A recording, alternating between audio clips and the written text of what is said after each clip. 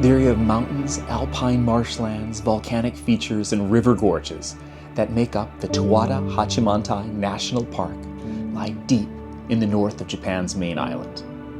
Unless you're from this region, chances are you've never heard of it. But if you make the effort to visit, it could change your life. It changed mine.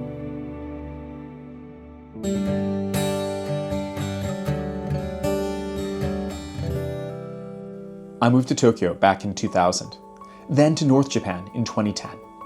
Living right next to this national park meant I naturally started hiking the trails. This quickly became a major hobby, which transformed into a passion and career, and definitely one of the main sources of joy in my life. In the spring, when there's still a lot of snow in the mountains, the Aspite line opens, allowing visitors to drive up the longest snow corridor in all of Japan and walk around on the hard-packed spring snow near the summit of the Hachimantai Plateau. In late May and early June, a melting pond draws visitors to see the now famous Dragon Eye, though the melting snow on various other lakes is equally beautiful in my opinion. This is also the season when the sunken forest of Akita, to the west of Hachimantai, is perfect to visit.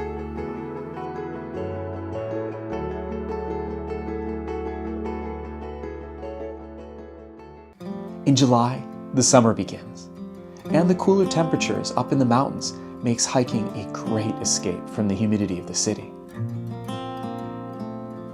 The long days give you plenty of time for traverses or just relaxing up above the clouds. Milder temperatures make spending nights in the free or very affordable lodges near the summits ideal. Being alone or just with your friends on top of a volcano as the sun rises can be transformative. I think that's something that really distinguishes the wilds of northern Japan. It's remote enough that you usually have these vast spaces all to yourself. The fall is, of course, beyond words. Rather than try lamely to describe the bursts of color that erupt all over the mountains, let me just show you for a few moments.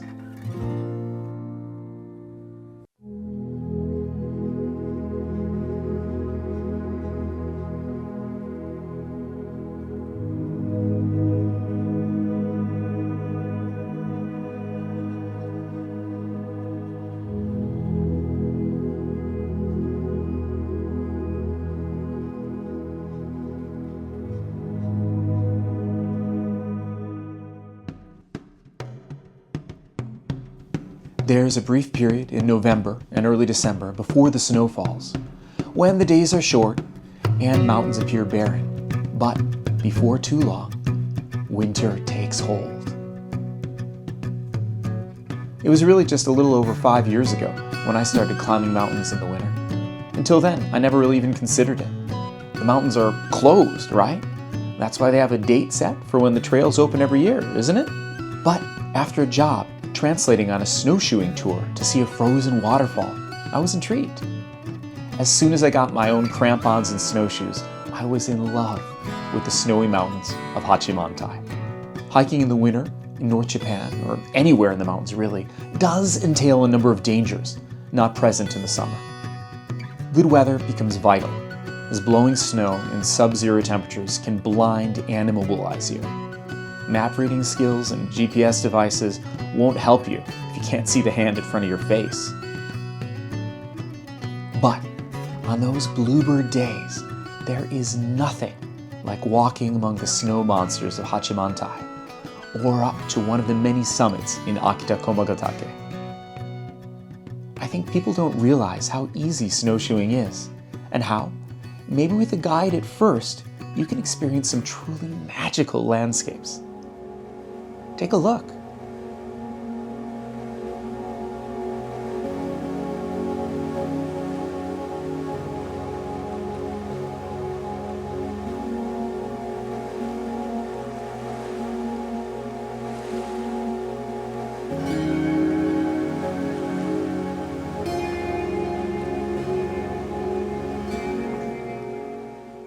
Of course, there are gorgeous national parks all over Japan.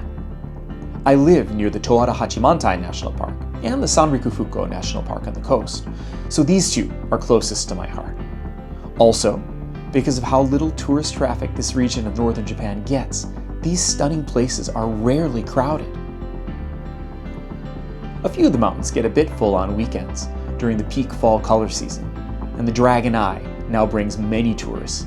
But compared to other national parks in Japan, it's pretty empty of people, especially on weekdays. So I think the experience you can have here is really singular. I've been guiding this area for a number of years now, and just about everyone I've taken into these mountains has said that the experience exceeded their expectations. I've also met a lot of experienced European hikers here as tourists that just used apps and online research to make their own way to the trailheads and then the summits. So not everyone needs to go with a guide. Though, as a guide, I like to think going with someone like me can give you a better experience. I share information about edible and poisonous plants, local history and culture, and stuff like that. Either way, I hope I've enticed you to come experience the Towada Hachimantai National Park for yourself. This short video is of course just skimming the surface, mostly focusing on the southern area. The Oirase Gorge to the north is amazing all year round, as is the Lake Towada area, which I haven't shown at all here. There's just too much to share all at once. If you're interested in one of my tours, there's a link on my site in the description of the video, or you can reach out directly via email, Instagram, however you like. I said at the beginning of the video that this area changed my life. I'm still noticing all the little ways in which this is true. One thing that's easy to point out is how much I've come to cherish time alone in the wilds. I still spend hours gazing at one screen or another for work, but when I can and the weather is good, I'll be out from dawn till dusk, traversing trails through the mountains here. I discover something new every time. Thanks so much for watching, and I'll see you on the trails.